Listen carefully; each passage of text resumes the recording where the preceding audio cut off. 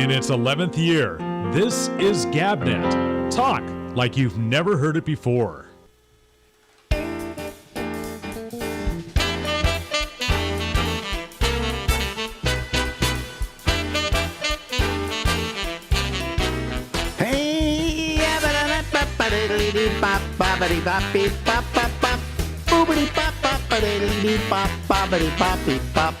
You know what this is? Live from Harlem in New York City.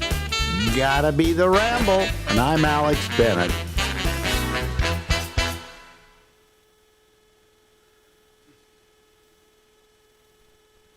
Ladies and gentlemen, out there in California and San Francisco, I left not only my heart in San Francisco, but Larry Bubbles Brown. He left me here. I left you right there, pal. How you doing? I got to say, it was a triumphant return on your part. Well, you know, you said they'd remember me, and I didn't realize how much, you know. Yeah. Well, I mean, come on, at 29 years, you know, who remembers anything? I don't remember yesterday, for crying out loud.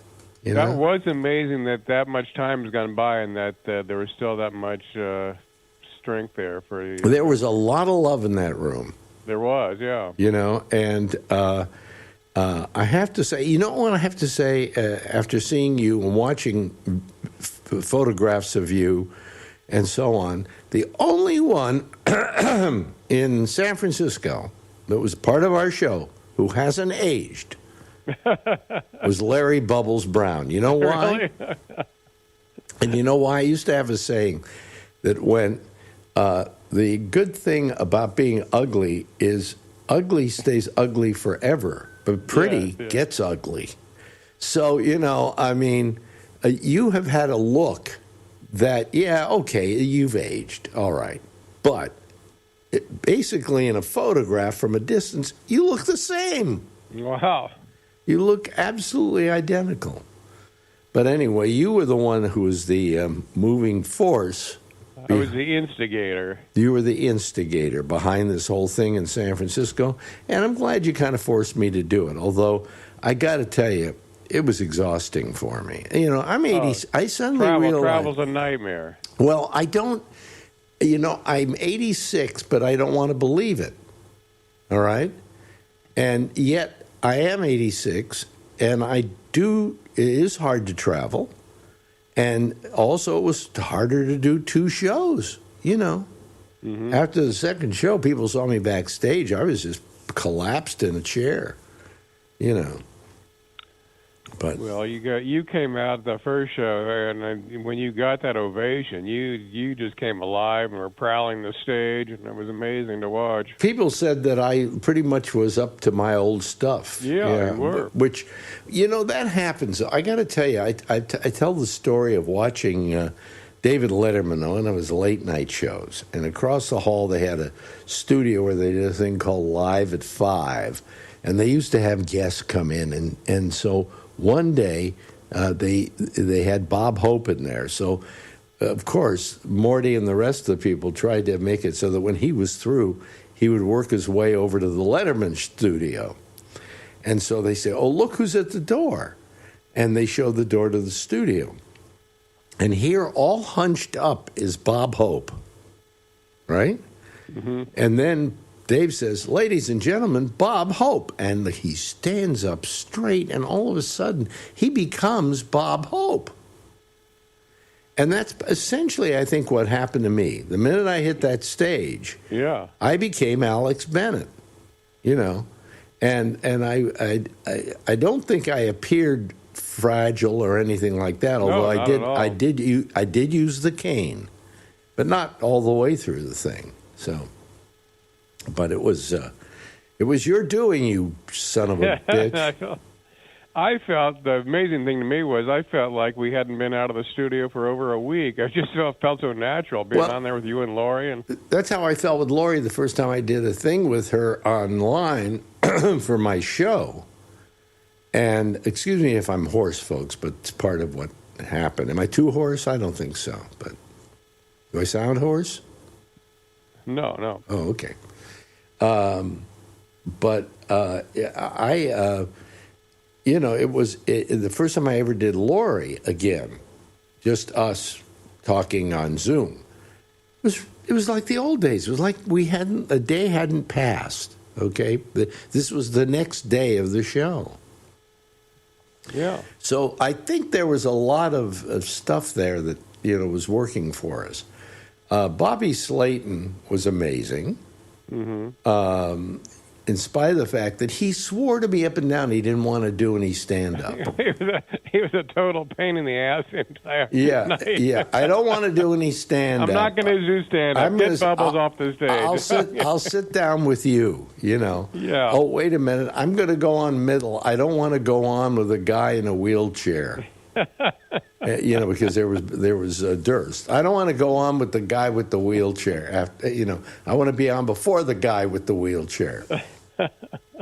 I need another night at the hotel. Bobby doesn't realize that he can follow anybody. Okay, Mm-hmm. but it was one thing after another. But he did wound up doing. I think the second show he did like 25 minutes. Mm-hmm. We had to almost force him to get off the stage. I mean, he loved every minute of it. And then he said to me, "That's the last show I'm doing." And then I got a call from him afterwards because he wound up in the Epstein files, most recent Epstein files. And he said he's getting death threats. Jesus. He's getting death threats. His girlfriend's getting death threats. His daughter out in New York here is getting death threats. What is with people? Everyone's been. I've been getting emails and calls. What do you know about Slayton and the Epstein file? What's going on? Well, the thing with Slayton and the Epstein files is that Slayton knew Epstein. That was it. Which he talked about at the show. Which he talked about at the show. He didn't know anything was going on. And people say, well, how could he have not know what was going on? I said, you don't know Bobby. He's the most naive guy in the world. He was more impressed by Epstein and what he had accomplished and who he was, and the fact that he always mentioned he had great wine. Okay, and so that was Bobby's a very naive guy that way, and I'm sure he didn't partake because Bobby has never been a player, never. I've been a player. Hell, Bubs, you've been a player more than Bobby. Bobby gets married. He stays married until his wife dies, and then he gets another girlfriend and stays. The girlfriend stays his girlfriend for 10 years. Bobby's not a player, and even to indicate that Bobby may have been guilty of anything is ridiculous. Yeah. So. I didn't know he was getting death threats. Jesus. Oh yeah, death threats. Yeah, absolutely. And he called me. He was frightened about it. In fact, I got to write him and tell him, hey, how you doing? I know you were very bothered by all of that. And he should be. I mean, he's in comedy. He didn't get into comedy to get death threats, for crying out loud. Yeah. He went into comedy because it was safe. Excuse me, that's my residual cough. Oh, by the way, I have a little toy here that I thought I'd use every now and then during this interview. Yes. Here we say something, Bubs. Anything. Had a great time seeing you in San Francisco. Do you hear it? Yeah. Here, I'll put it close to the microphone. There we go. Okay, that's your. Explain that. Oh, let's see. I have these little sound buttons made of that meow sound I do, and How much did this cost you? somebody did it for me. Paid for them for me. Oh, really? Yeah. And how many did you get? I think I've got 1,000 of them. Oh, God. And you got to sell them all? I sold 80 at your show. So. Really? Yeah. Son of a bitch. Yeah. Do I get a percentage of that merch? I'll give you a cut. I wound up giving most of them away because I feel bad charging for this shit. Well, you shouldn't. You shouldn't. You know, it's a funny little deal. Yeah. I think it's got a likeness of me on the button. Yeah, it's got a likeness of you on the button, and it's got you can replace the batteries too. That's good. Yeah. So anyway, but I mean, it was a good show. I was very happy for Durst. Yeah, Durst did a great job. Well, maybe this gave Durst some, direction and some feeling that, before he's just played in front of really small crowds. He has done some stuff before small crowds. Yeah. But he's never done an audience this large. And 2 shows, nonetheless. And he did great. He did. And how I described it wasn't, these were laughs he got, but they weren't pity laughs. Nobody was pitying him. They were laughing at those jokes. Yeah, I think he did 15 minutes. I felt great for him. In fact, He didn't even want to get off. It was wonderful. It was a wonderful night for everybody concerned, I think. And it was so. We started the first show was at 4:00. Yeah. But it seemed okay. I've never done a show that early, but. Well, the first audience was better initially than the second audience. The second audience had to be warmed up. Right. But they warmed up. So what can I say? They were 2 very successful shows, and the night before we went to the Live 105 installation. Oh, that was crazy. That was a long night. Yeah, and again, it was another night in which a lot of people got up and praised me, which, it kind of. I've said this before. I was the biggest fan of Don Sherwood. Don Sherwood, in case people don't know, was probably one of the most successful local radio personalities in the United States. He had an audience that was huge. And of his reputation, Yeah, I having been had heard of him when I first. By the time you got to San Francisco, he didn't even. He was gone, but I always heard about him. Yeah.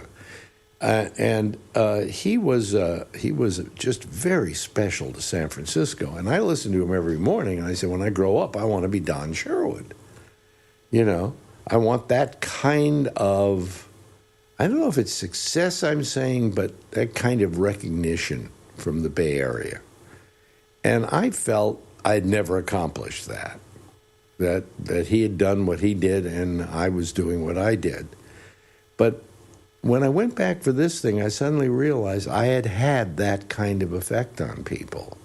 Mm-hmm. And that while I wasn't another Don Sherwood, I certainly had accomplished what he accomplished.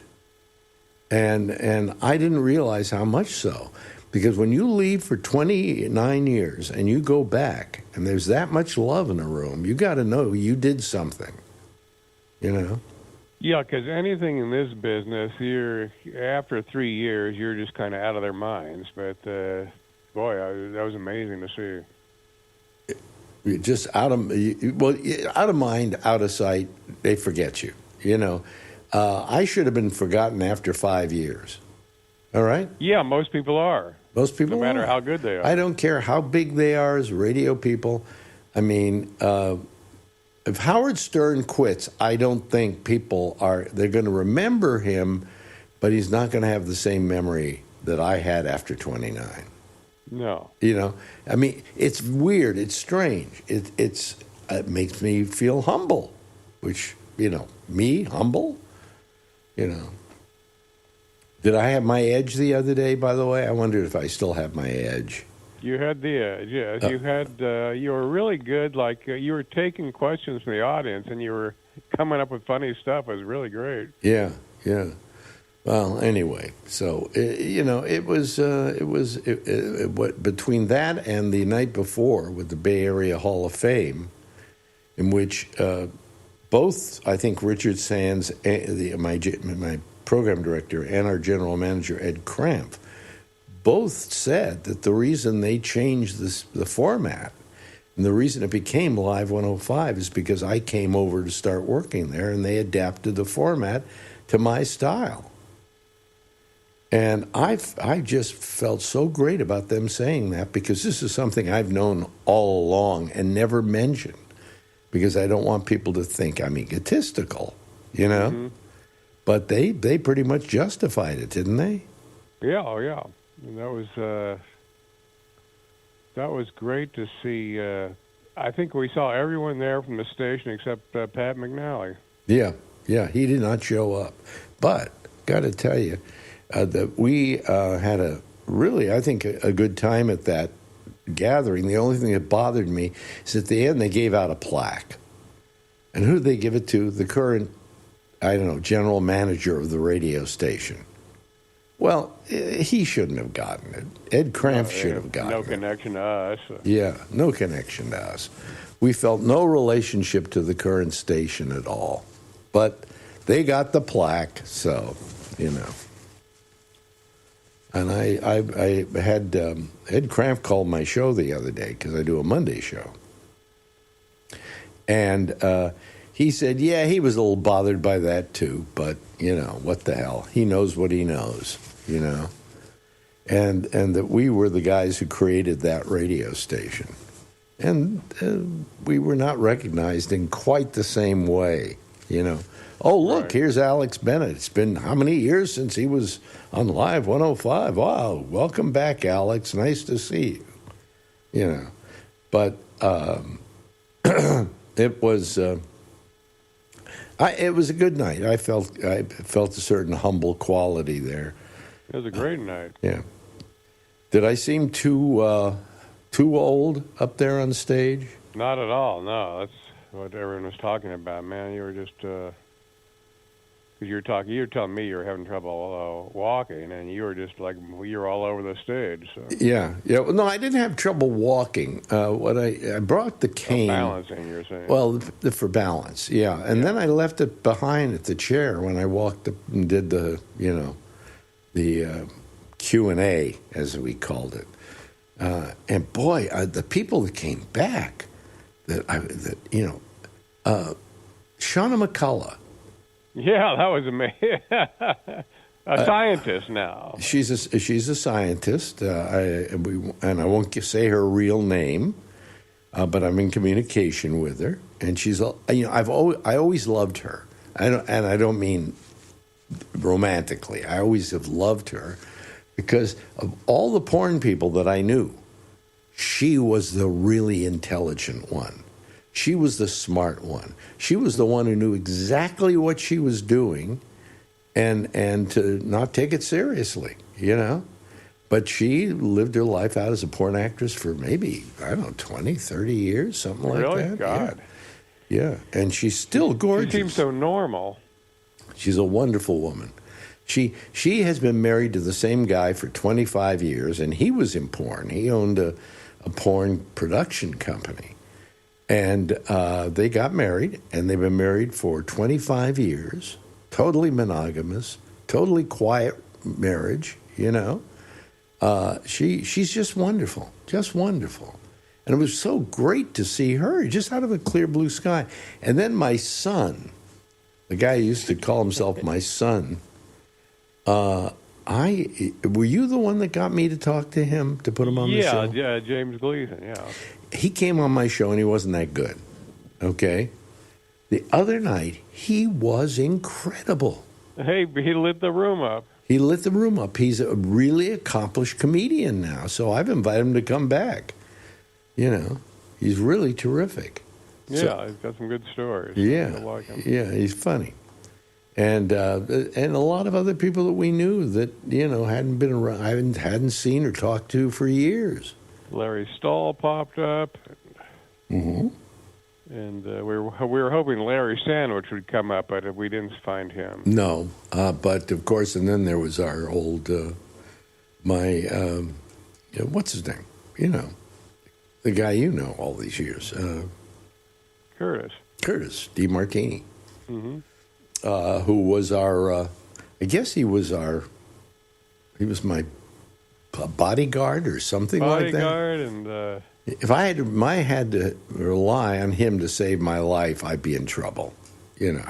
Yeah, he was like the Secret Service. But I enjoyed having him in there as part of it because he's always part of the show, you know. So I was happy to have him there. He went on to a pretty good career for a while. Yeah, he bounced around doing everything. Well, he did that show over at HBO with Bob Odenkirk and Mr. Show. Mr. Show. He was on it. Yeah. Yeah, he ran into Bob later that night. So. Yeah. So I mean, there were a lot of people doing shows at Sketchfest who had been on my show, but I didn't see any of them. So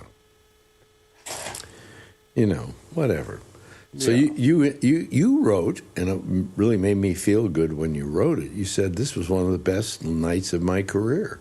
There was. What made it one of the best nights of your career? Just the recognition, or just the love? Just the fact that people remembered us and they were having such a great time, and it brought me back to. I love doing radio much more than I'd like doing stand-up. So. Brought back all those memories. Yeah. Well, you were very much a part of that show, Yeah. And then finally, at the end of the show, we finished the show off with what I thought turned out to be perfect. And that was Chuck Farnham. Yeah. Explain what Chuck Farnham did so the audience will understand it. Chuck came out and pretty much disrobed. It was a sight I'm still trying to get out of my brain. Yeah, he is very heavy, let's say. Very heavy. I didn't realize he was that heavy. Well, he was thinner at one time, but, as years go on. And he came out in it with a walker, okay? Almost totally undressed. I think his balls were hanging out of the side of his Someone told me, yeah. pants. It was a sight that it would burn in your retina for life. Mm-hmm. And people loved it. People just loved it. It was a perfect way to end the show. Us all leaving the stage, vomiting, Yeah. Good way to put it. And we did it in the second show, too. It worked just as well. It was a great capper on the show. And it was based upon somebody in the audience who we had already, was our stooge, who would say, whatever happened to Chuck Farnham? And then he walks out on stage. Mm-hmm. And, I mean, people the reaction was visceral. It was like, oh, my God, what is that, Yeah, how could they remember us after 29 years? It's unbelievable. They remembered everybody, Even, well, I guess when you're on 4 hours a day, you become part of people's routine, so... Well, that's true, but, you don't realize that you indelibly etched yourself in their brains. And, I mean, there are a lot of people who worked in San Francisco, but if I saw them today, I don't think I'd really care. No. I mean, I don't know that 29 years later, Don Bluth could have gotten this kind of reaction, and he was in radio constantly in San Francisco. I don't know if he could fill 2 shows. Yeah, and I mean, we filled 2 450-seat houses. And I've gotten calls from 2 venues much bigger than that wanted to do shows with you. So. Really? Oh yeah, the word's out. So. The word's out. I don't know if I've got the energy to do another one. Yeah, I don't know if we should do another one or not. Maybe just go out on a high note, but. The only reason I would do it is I'd like to make you guys money. Now, have you gotten your money yet? Oh, yeah. They got the check very quickly. Really? I don't know where my check is. I have no idea. Oh. Gary, my business manager, wants to know. He always wants to know, when are we going to see the check? And I go, I guess it's coming, I got mine 2 days after the show, so... Yeah, so I'm glad apparently everybody got paid. Yeah. Which is good. Because I like you guys to get paid. That's the one thing I'm always worried about. And you made more money than you thought you'd make because you did 2 shows. You're right. So what'd you get, somewhere around $1,500 or something? On the button, yes. Yeah, it's okay. It's okay. I wanted you to get more. Because my argument was, hey, they worked 2 shows. They should get paid the same for the second shows they got paid for the first show. I would have done it for free, though. It was that much fun. Yeah, but this was Sketchfest. I have nothing to do with the money, Yeah, don't I only gave up a lot of my money to give you guys a little bit more money. So, whatever. It's no big deal.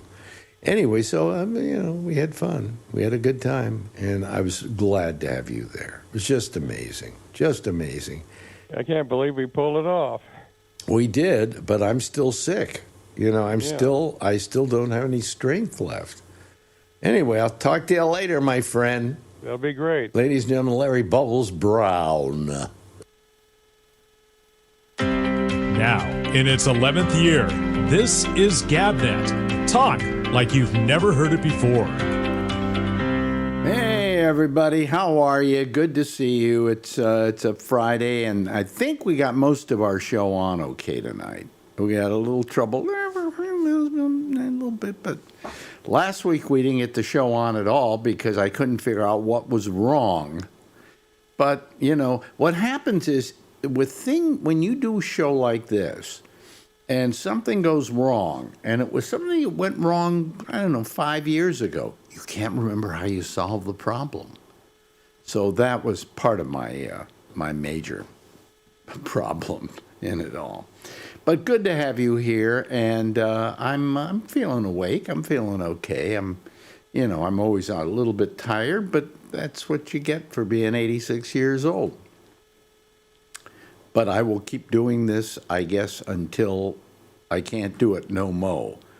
And that Monday show, we just love the Monday show. The Monday show is getting huge audience numbers, real huge ones. And I guess because it's a half hour, it's an hour of people not being nasty with each other. We have so much hostility in this world today that it's nice to know that, people respond to just people enjoying themselves and having fun with each other. So I thought I would just mention that. Anyway, there are a limited number of people waiting to come on. We'll see if any more join us tonight.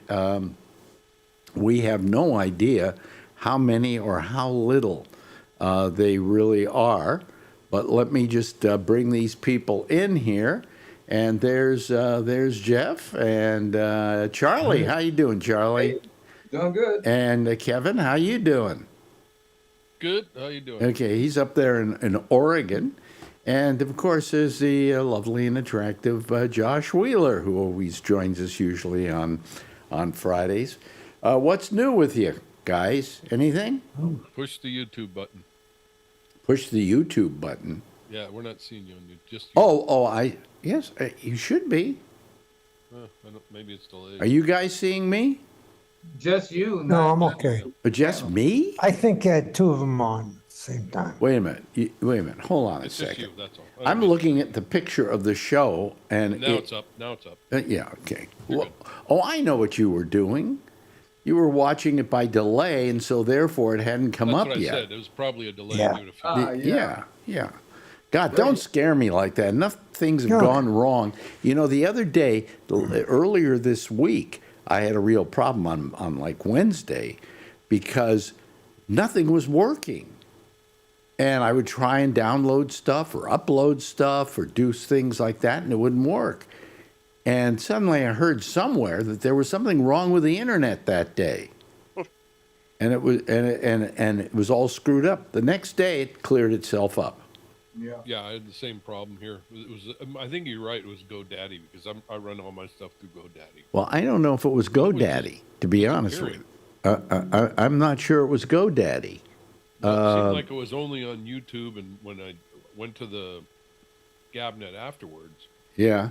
it was all wonky, and then it just disappeared. Yeah, but that was GabNet, so that's GoDaddy. But on the YouTube, I went to other, what do you call it? Other sites, Yep. and they all came up fine. Okay. So it was whatever was on GoDaddy.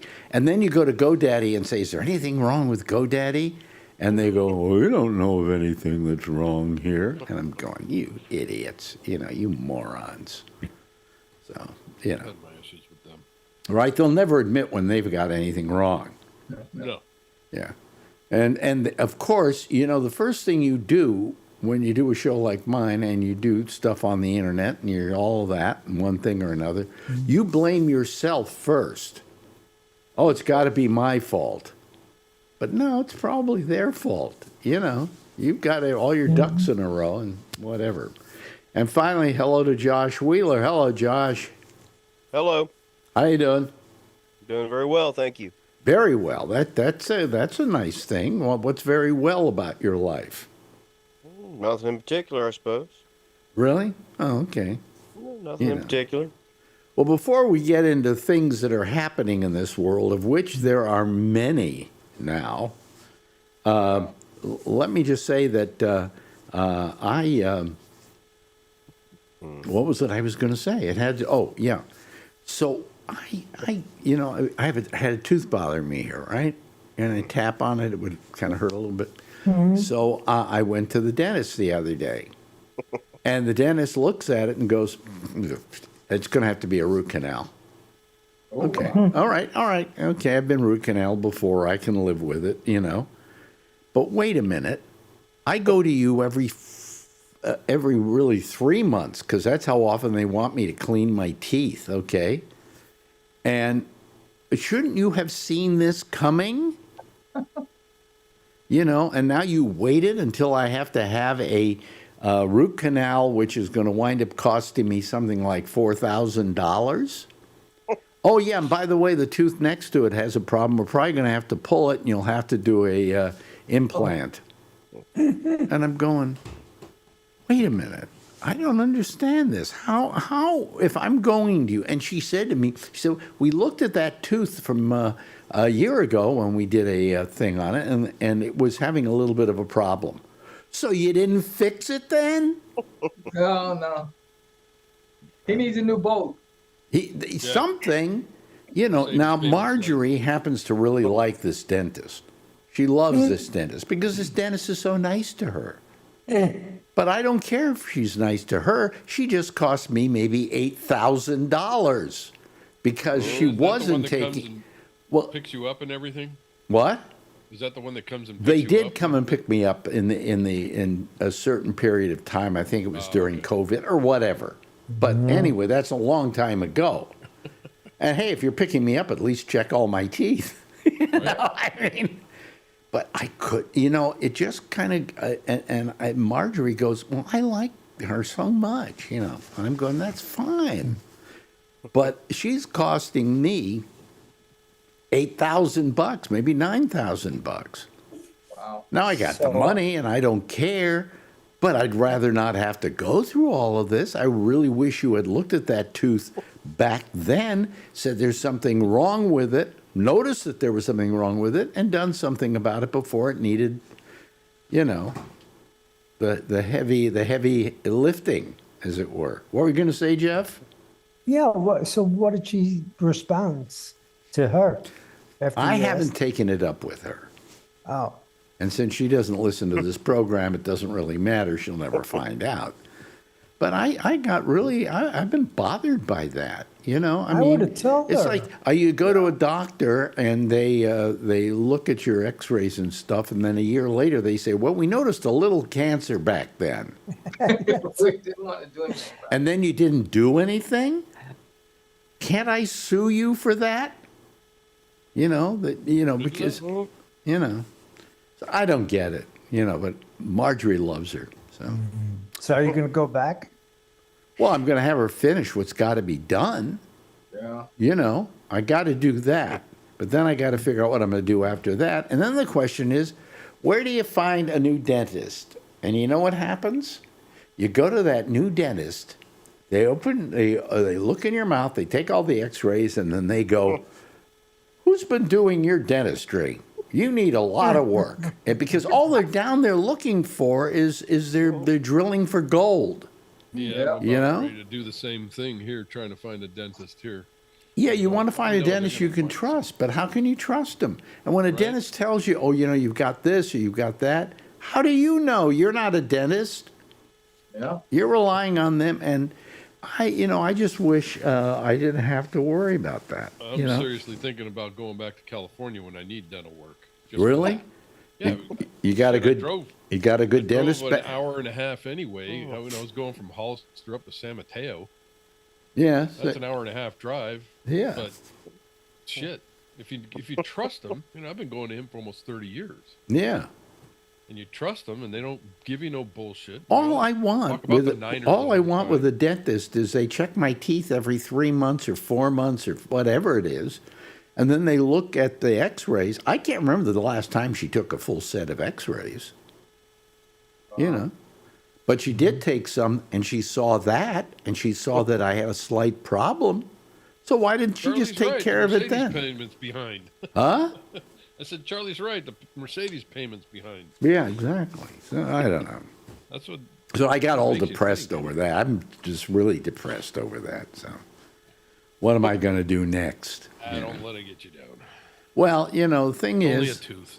it's only a tooth. I got the money, but you know something? I don't want to have to sit there for, an hour at a time while she does her little. Have you ever had a root canal and they take the thing, they go back and forth and back and forth, and they file and they Every file. time you and they- say that, it cracks me up because at one point at the show, we were walking around, and I was talking to Larry, and Larry walks away, and he goes, God damn it, I think that looks as exciting as going to get my root canal. I think I'll go over there. And he walks away. Yeah. Every time I hear root canal, now I'm thinking of bubbles. Yeah, it's true.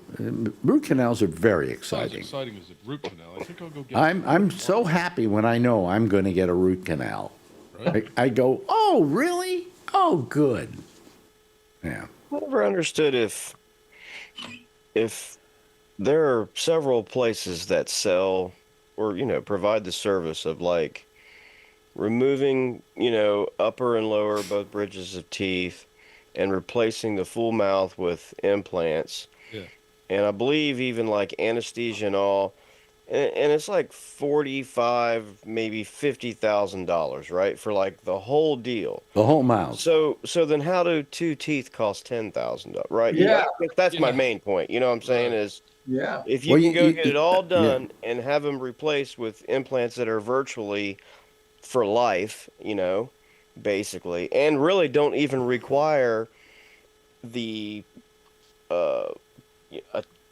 not as much care. I mean, you still have to take care of them, but I'm just saying, I mean, they're fake, so they last forever. I mean, Yeah, they they don't make 'em right decay there or that die. Well, or what they anything do, like that. They I won't need fillings yeah. and those kinds of things. So it's like life, but yet 2 teeth cost $7,000 or $8,000. I don't understand. I had a friend who had his whole mouth done, and I think it was Yeah. like Yeah, I did too. I was just gonna mention 30,000 or something like that. Right. Yeah. He kept I- going to the dentist, and he said, "Screw it," and he just had everything pulled out and put in Right. dentures. This was bad. So like, like, how can only 2 of them? I mean, I get. I'll tell you why. Yeah. I'll tell you why. Because what happens is when they let's say they remove all your bottom teeth. Let's just say that, and they replace it with with dentures that are implanted. All right, that's cool, but Right. they only have to make one huge denture to put in there, and Yeah. that's the problem. Okay. Right. I mean, I get it, but it's just like with a vehicle, right? Where you can go buy a brand new vehicle, and it's $46,000, right?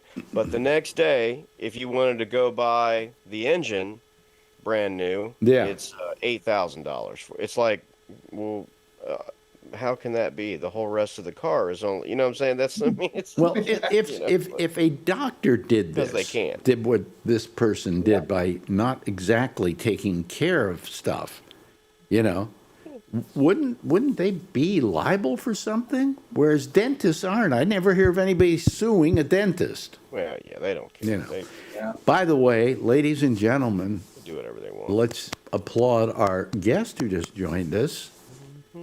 And what is your name again? Phil Meyer? Oh, you're muted. You're muted. Still muted. Oh, you're muted, Phil. I can unmute you. Is No, that there. it? There we go. You're fine. All right. Now, Well, I heard you talking about root canals, and that was the most stimulating conversation I've heard in so long. I had to tune in. yeah, root canals are real fun to talk about. It was like Lori and I starting the show the other night in San Francisco at Cobb's, where we talked about cancer, about the cancer she had and I had. And I said, welcome to a comedy show. You know, Well, that's not as funny as a root canal, but you know. cancer can be hilarious. Yeah, well, Yeah, As long as you I survive laughed it. my way through it. you know, you can make funny jokes about dreaded diseases. I once told my comedians, don't do any AIDS jokes because AIDS isn't funny. And then somebody came up with a funny AIDS joke. Wait a minute, I got to get it straight again. It's been so long since I've told it. How do you, oh boy. How do you tell your parents you've got, no, I forgot it. Forget it. Goodbye. I'll see you later. What? You would never disparage people. I pulled, I don't remember what studio we were in, but I pulled this thing off the AP machine about a fat guy that they had to carry out of an apartment.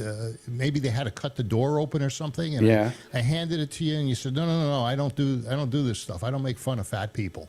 Well, you made fun of me. Yeah, I don't make fun of. Well, I didn't make fun of fat people out of deference to you. So I wasn't fat in those years, though. no, what was it? What was the joke? What's the worst thing about having AIDS? I don't know. What is the Having worst to thing tell about your it? parents you're Haitian. That's the joke, and actually that's pretty funny. It is funny. You know. So Yeah. anyway, how you doing, Phil? I'm doing all right. I enjoyed seeing you the other night. Nice had a good pictures. Nice pictures. Thank Well, you. thank you. I You have 'em I up didn't somewhere, see Phil? you do anything with them, so I posted them on your Facebook page. But you're only allowed to post 80, and I culled those down from 1,300 to 116, and Yeah. There's one you took of Lori and me in the background, a little out of focus, that I really like. I had Lori They're all out of sharp, focus. and then you out of focus. Yeah, Right? yeah. Yeah, It's that's a because really, the it's a depth of really field. nice photo. I really treasure that one. You Well, know? good. Yeah. I got a few with your personality coming out. Surprise. Wait a minute. I have a personality. Yeah. Oh, In the okay. bathroom? What were you doing in the bathroom taking pictures, Phil?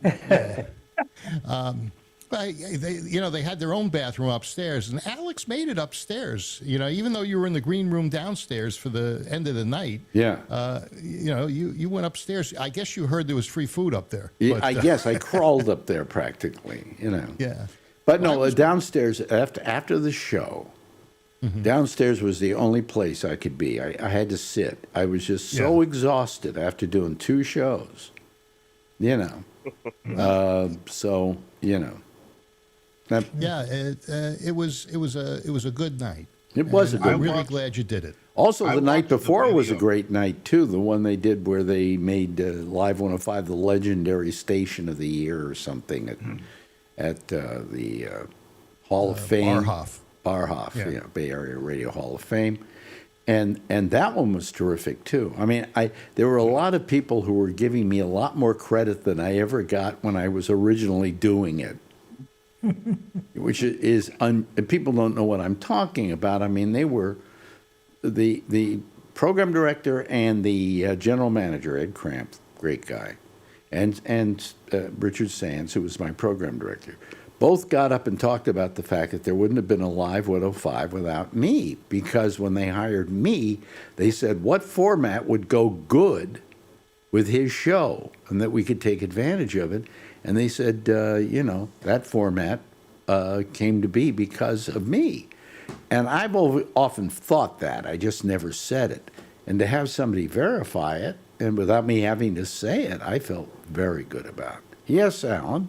So I watched both the awards that you're talking about, and before you came there, it was called Live 104, by the way. But I watched the first video of the first show, which I was at, when you were in Cobb's. Yeah. I was 5 rows back and I couldn't hear the joke clearly. The sound system out there sucked.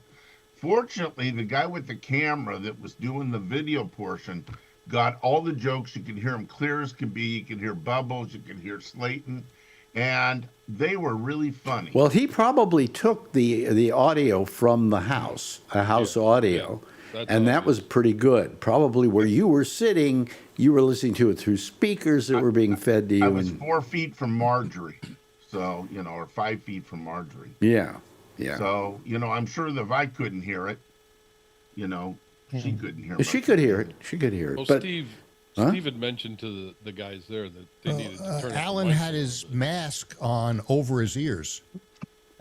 Yeah, I was going to wear the mask the whole time, but it broke, and I wasn't going to go back out. Yeah. 2 blocks away to get another mask. I thought, Don't they make it your size? Portly cadet? Okay, you can have Adam now, Alan, if you want to. Yeah, no problem. He keeps changing his story. So earlier tonight, we were talking to her last night, and he said he wanted to post the pictures, but they only allowed 100. And just a few minutes ago, he said they only allowed 80. What is it? Well, I asked AI how many pictures I could post on Facebook, and it said 100. But when I went to do it, I knocked off 16. I went to do it, and it said Facebook said they only take 80. Yeah, but you see, I wouldn't have liked you to publish them. And the reason is that then doesn't give my people any time to either be on there or for me to post something, like my latest program and stuff like that. So I'll take it down. Is it up? Yeah. Where? On Facebook? On your Facebook. Isn't it nice that he asked you before doing it? Let me see here. Facebook. And now No, it's your Facebook. Huh? It's your Facebook. I didn't My post it on mine. Facebook. I know it's my Facebook, you say. Oh, God, here we are. Yeah, 76 of them. Well, that's fine the way it's done. Okay, because you have the 76 photos there, but it only takes up one little space on the... Right. Yeah. So below it, of course, is the 7 o'clock show. And then below that, we have last Monday's pop-up show, which has a huge amount of people that watched it, looked at it. And then we go down and we have Alex Bennett and Friends, the first show. And so that's not a problem. The way you did it's not a problem. All right. Okay, so people can look at the pictures of the show. Yeah. But nobody's going to want to. I've seen them There's already. 80, and that's the max limit that Facebook allowed. Yeah, probably if you posted one more thing there, it would allow you to post another 80. Oh, yeah, I could have. Yeah, I didn't want to do it in 2. Yeah. I didn't want to split it. I wonder why they limit you. They don't limit video. Video went for an hour and a half with Alex, more than an hour and a half. Yeah, I think there is a limit eventually. Yeah, but an hour and a half is not the limit. So, Maybe if you paid your Facebook bill. But paid my Facebook bill? No, for Phil's face. Yeah. I heard somebody talking about Farnham's genitals. In the second show, his diaper was a little more ripped, but it wasn't his genitals. It was just fat. But I think in the first show they said they could see his genitals. No, it wasn't genitals. Well, Alan says I had the picture and I didn't post it because I didn't think it was the in video. good taste. You can see it in the That video. was the guy in the front row with the tits. What are you talking about? Yeah, I didn't post it. And Make funny of the guy. I post stuff that's in good taste. I don't post things. Oh, I post nothing but stuff that's in bad taste. What? Well, so you'll never post a picture of Donald Trump, is what you're saying, Phil? Trump. Boy, did he get his ass. He had his ass handed to him today. Yeah. Yeah. Yeah. Well, But of course, then he raised 10% across the board. which they'll probably find he can't do without going to Congress. So but in the meantime, he'll do it.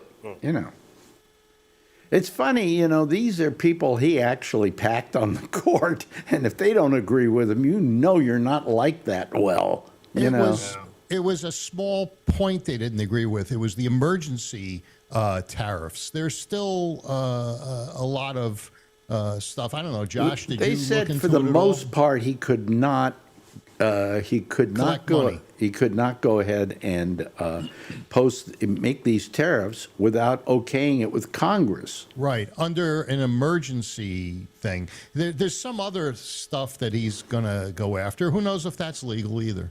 Yeah, but I mean, he'll try it until they say no, which is kind of a waste of our time and your time and everybody's time. Just what you do. The Supreme Court, they say something, you don't agree with it, but you go, okay, I have to abide by it. Doesn't stop the left in California from taking away your Second Amendment rights. Well, I'm not talking about California. Well, but hey, you just said you say the Supreme Court says something, you should go along with it. Supreme Court said, when it came to what was the one New York rod and gun versus Bruin. What? I don't know what you're talking about. Oh, well, it was the thing that allowed concealed carry across the country and Second Amendment rights. Yeah. Well, anyway, California came up with this scheme which said sensitive places. So you could have your permit, but you couldn't carry a gun anywhere because everywhere was a sensitive place. Except well, maybe your if you bedroom. carried it in your pants, that would be a very sensitive place. So Yeah. all I'm saying is, in this particular situation, it's kind of interesting that here's the Supreme Court, which they've been voting on his behalf. All of a sudden they vote some way he doesn't like, and he's calling them morons and idiots and calling out their families and all of that. Come on, what you say is Supreme Court said that. We have to go by their judgment, but I think I can have a workaround. Here's my workaround. Be a little respectful of them. After all, you liked them last month when they agreed with you. Right. He'll like It's them always next done. month. Huh? He'll like them next month. Yeah. And maybe at the State of the Union, when Trump says something about this, they'll all give him the finger, the Supreme Court. All I know is that the way he acted today, he's not making any friends there. That's for damn sure. No. And you gotta pick your fights carefully. Okay, And if you like him and you like what he's doing, you want him to do what he's doing, Phil. That's okay. That's your opinion. But the fact is, you'd like him to be successful at it, not get that whole Supreme Court mad at him. I mean, I don't think the Supreme Court worries whether they're mad at him or not, that they're going to do their job when it comes time to do it. And whatever he says isn't going to affect the way they're going to rule. the thing that's kind of interesting, and let me go to another story, and that's Prince Andrew. Everybody's going, oh, well, they finally nailed him. They finally nailed him. Well, no, they didn't finally nail him because there's nothing they can do about his sexual relationships with people who were associated with Epstein. Reason being that it didn't happen in England. But the woman was underage and she committed suicide. No, that's she committed suicide for an entirely different reason, by the way, but we can get into that. No, the point I'm making is that what they decided in England, it had nothing to do with the behavior of Prince Epstein and him having, relationships with any of those women in America. They can't arrest him for that. What they arrested him for was that he it was a fact that he was dealing in business stuff. There was some kind. I can't remember what the name of it was. Who just used the AI companion? Did somebody push that? What's that? Because I don't want AI companion. A participant asked you to start AI companion. I'll deny it. Okay. It's time for a new computer, Alex. No. It was one of you. Phil will have to It buy was one, one of too. you guys probably pushed the thing that said AI companion. My I'm holding hands my have been phone. free. Yeah, well, I don't know. I don't know. But anyway, the point I was making, in England, it's all about him and having a relationship with Jeffrey Epstein. And as someone who was going around doing business with the rest of the world and whatever, he gave Epstein private information about business. And that's what they're getting him on in England. That and the fact that he's a real big prick. But outside of that, you know. Well, they took away his credentials as prince a month or so Well, ago. he is the prince formerly known as Prince. Yeah. He's getting the purple rain. Yeah, right, exactly. But, you know, I mean, it was, that's what they went after him for. They didn't go after him for anything like he had sex with Jufrey or whatever. By the way, Jufrey committed suicide over a problem she was having with custody of her child. Oh. And it had nothing to do with, you know, I'm sure it might have added to the situation because of what she had gone through. But how about you, Josh? How do you feel about well, you're very big on the Supreme Court. You know all about the Supreme Court. How do you feel about that judgment today? Well, I'm not surprised. I mean, I don't think the executive branch has the power to levy tariffs. I never did. You know, that's what I said the first time. So I think it's pretty clear that statutorily and constitutionally, you know, there is some movement within tariffs once they are set by Congress for the executive to implement them and things of that nature, but not unilaterally to just make them up and levy them. You know, that power belongs to Congress alone. And Well, he has the right to want to levy tariffs and go to the Congress and ask for permission to do so. Am I right about that? Sure, that's the way that it's supposed to be done. You know, if he wanted to, or any president wanted to do so, they have the power to submit legislation to Congress of, you know, their own making, and then have it voted on, or just ask Congress to do so, and then Congress could levy them.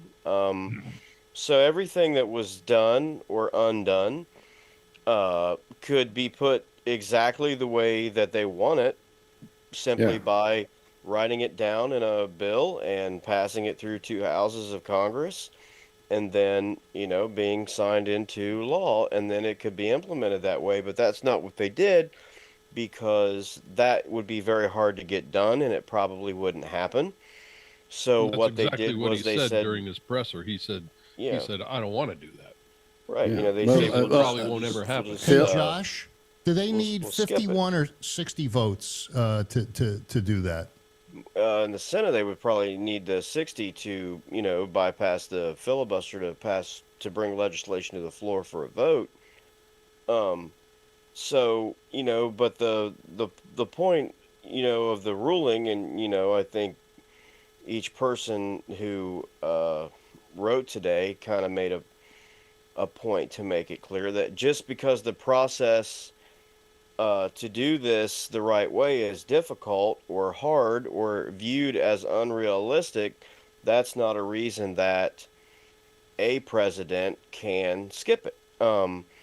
You know, and if that power were given, it's difficult, if not nearly, you know, impossible to take it back. You know, it would make it unlimited in a way. So a little bit, you know, for the first time significantly, we've kind of, to me, you know, they did the sensible thing and made sure that they remember today that we have three branches of government. I mean, if the legislature isn't doing their job, that's a problem, but the president can't necessarily just bypass it and fix it. My disappointment, honestly, would be that the ruling was not 9-0, because I think it's so blatantly clear that it should be that, you know, I'm surprised by it, I'm sorry, not surprised by it, but disappointed by it. Now, I've been intellectually consistent on this because I see this in the same exact way as the student loan case. You know, I mean, It was the same thing. Student loans have a problem. There is an issue there. They gave a lot of money out. They have unrealistic requirements for people to pay it back.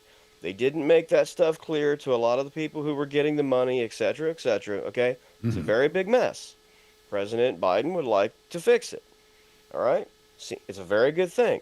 I personally am in favor of it. It needs fixed. It is a looming crisis, okay, on the horizon that must be dealt with at some time.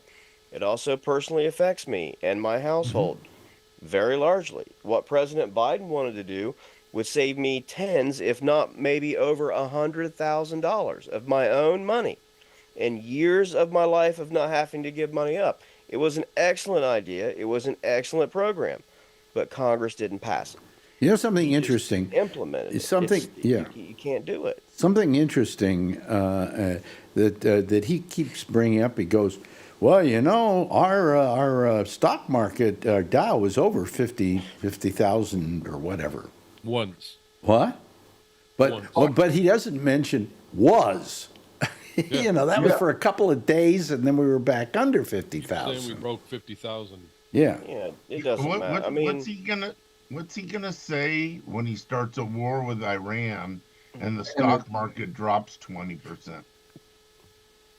Well, we don't know what's going to happen. You know, maybe the stock market is independent of that sort of thing now. Stock markets don't like wars. They don't like wars? Always? Well, I don't know about Unless always, Trump but puts them yeah. Why did you take my gate down, Phil? Oh, okay, I'll fix it. That's my front gate, ladies and gentlemen of my building. Yeah. Yeah. Oh yeah. Yeah. but It's nice. Now we know why you only pay $5.50 a month. you know, I can a little bit sort of have a little bit of disappointment that, you know, although I do see some of the distinctions here, but, you know, like Justice Kagan or Justice Jackson or whatever, who were sort of in favor of, you know, the other way around, the 6-3 ruling against the student loan forgiveness program. You know, I'm disappointed in both. You know, like, to me, both of those rulings should be 9-0, because I don't personally see how anybody could look at those things and say, oh no, we believe a president would have the authority to literally just wake up one morning and say this is how it's going to be.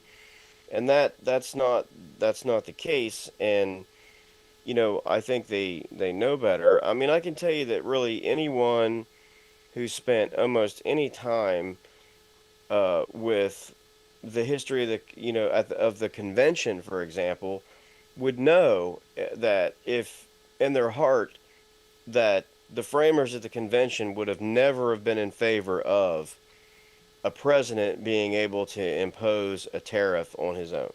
I mean, I really believe, because those guys loved the legislature. I mean, you know, they really believe that the legislature should rule the day all the time. And I mean, and should have that kind of power. Voice of the people. The hell, I don't care. My stock is doing really great. No. Yeah, I mean, if you suggested that to them, I think that, like, you know, the two people to, you know, I see Alito now and Thomas, like, they're almost, honestly, they're Alexander Hamilton-esque, right? They're like monarchist. I mean, you know, that's kind of what they believe in, right? Like, which is okay, that does exist, but that's sort of the realm that they operate in. Yeah. You know, is almost like a monarchist view. Okay.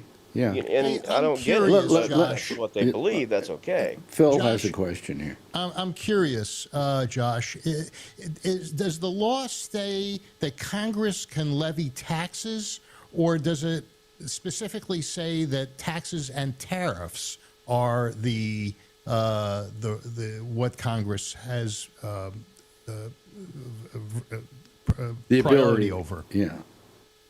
We're going to check the exact word, but I mean, it's clear that they have tax power, regulation of commerce.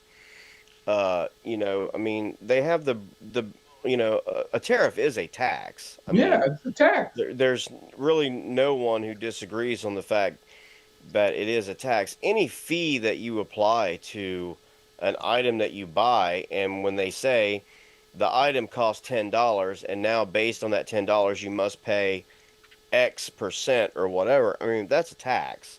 There are different ways of calling it something, but that's what it is. Yeah, I'm know. just curious because I don't know how the law reads, and I just wonder if a tariff is, a tariff is. Why would they have a different word for Well, tariff? I think and a in different this word for case, tax? in this case, Phil, I would say their judgment was the president does not have the ability to do this Well, yeah, arbitrarily.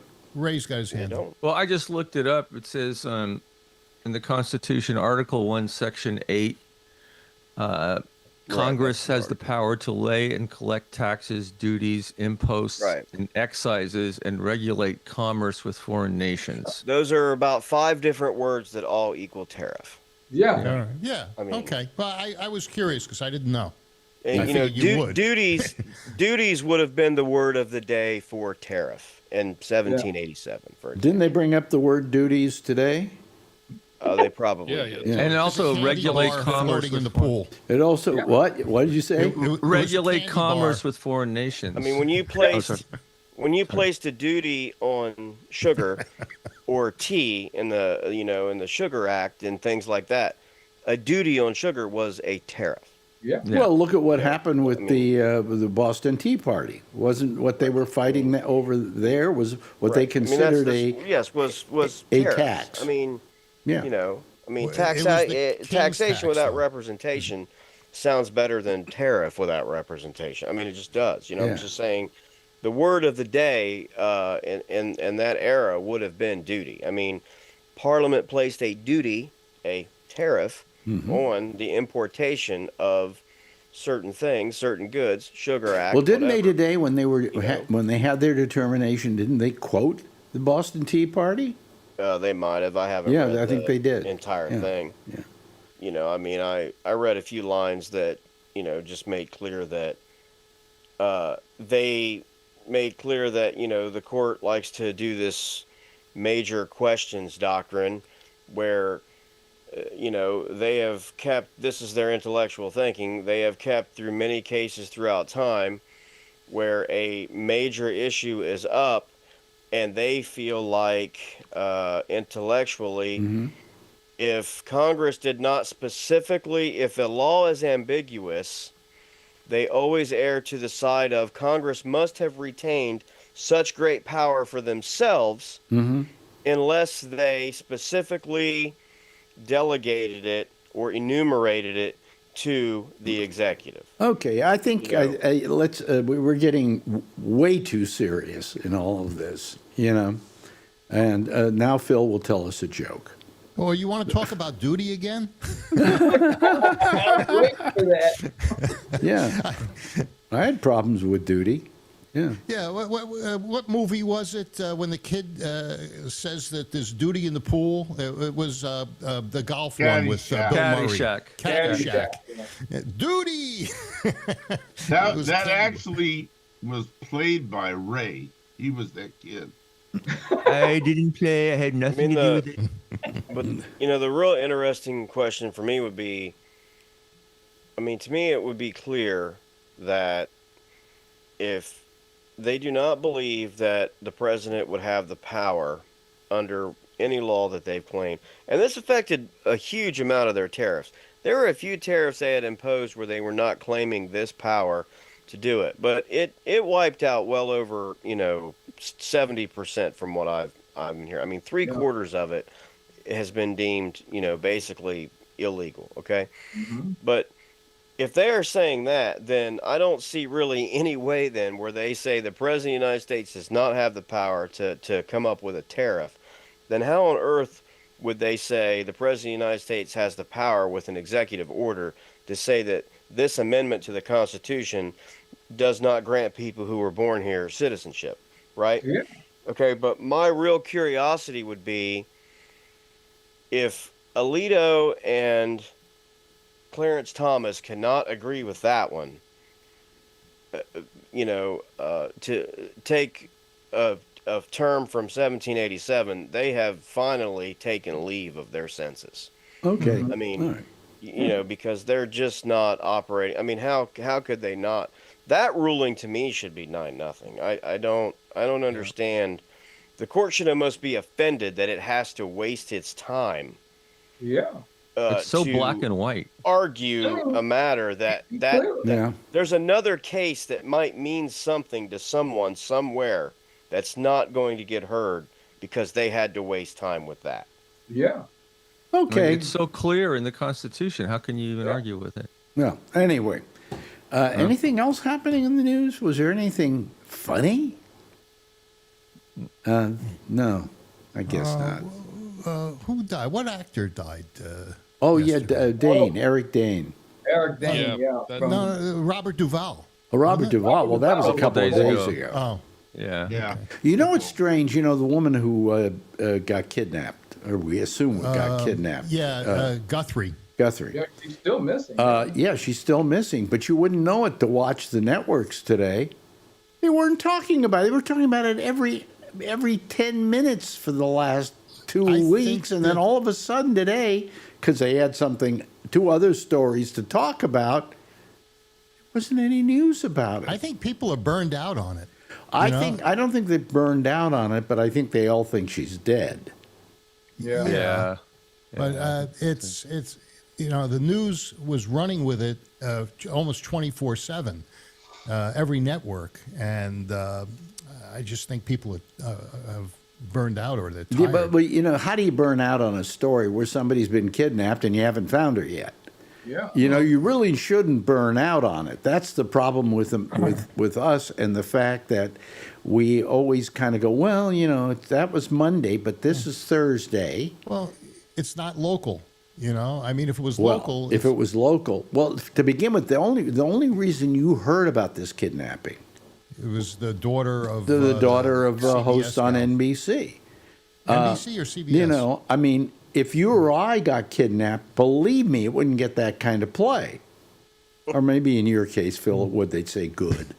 But, you know what I'm saying? I mean, but I don't think because it's been going on too long that it's any less important today than it was 2-3 weeks ago. You know, so I mean, it's very, very weird how we can't keep certain things in mind because they are important. But then again, when nothing's happening, you know, these cops down there in Arizona, they're like, it's like the gang that couldn't shoot straight. You know? Yeah, that sheriff. Oh, him. Yeah. You know? But I mean, I just go, what is this all about? You know, why aren't we doing something about this? I think the cops in Arizona ought to step back and let the feds handle it. Are they allowed to do it at this point? I think so, because so much time has passed. Yeah. Yes, Isn't the yes, FBI, they can turn it over to the FBI or the U.S. Marshals. Well, Pam Bondi's there. really good at that. There. Yeah. I mean, if it were the old FBI, I think I'd say, okay, you know, really give it a shot. But, you know, well, it's they're the same firing thing. so many people over at the FBI, they don't really have the crew to do it. I don't know. You know, it's weird. It's really strange. But I just felt it was a story. I said to Marjorie today, I said, what happened to that story? All of a sudden today, it's gone. You know. Well, that's because Trump spoke. Well, that isn't the point, you know. The point is, what's happening with that story? And why can't they find her? So you know, weird. at least find a body. I'm wondering if they have evidence that they're just not releasing to the public. And, that there was a guy that they arrested early on, and they took his car. It was a Land Rover, or, one of those English SUVs. Yeah. And they're still processing it. You know, why, if they released him, would they keep the car? He may be more than a person of interest, and they just can't charge him yet. Right. They may not have enough for him to be a suspect. But there like may be Phil said. something going on. Well, I just wonder about any of this, you know. So, I mean, it Because just her hair or her DNA was found in the car does not mean, I mean, they might have been friends or something like that. but So it they doesn't didn't mean- find anything in the car. Oh, In the glove, they found some DNA. But Yeah, I but don't that know. glove wasn't a glove that had the DNA, you know, so that wasn't the glove. I just think that they don't know what the hell's going on, you know? boy. And the fact that they haven't found her so far, I mean, I begin to wonder. There's a lot of missing people out there that are, they've even come up with the term cold case files. Yeah, but this isn't a cold case. It's only been a month. Or It's a few about weeks. as cold as you can get considering the person that it happened to. Right. Because all that stuff, but, you know, I mean, there should be something going on there. There should be some sense of what's happening. Her pacemaker doesn't. They don't have a connection with that anymore, but they did for a little while. Yeah, but they didn't go chasing the signal on that. But they Yeah, would. why didn't they? Yeah. They Went could. down after 24 hours. They went down after 24 hours. Yeah. Yeah. It has- That's not a good sign. It was connected to the watch, is what they were doing. It was connected to her watch, and her watch died, and so that kind of Oh, killed okay. that part of the signal. But it's all, you know, I just, it's amazing to me, you know, that this thing goes on. There's one other story I was thinking of that was kind of actually funny, but I can't remember now. When we start talking about other stuff, my mind gets all jumbled. So, but I just think that, you know, when something like this happens and we're going to put that much into it, then continue with it, you know, until it comes to a logical conclusion. But now you've got probably everybody in the police in that area and so on going, well, nobody cares anymore, you know? I'm not so sure that they do.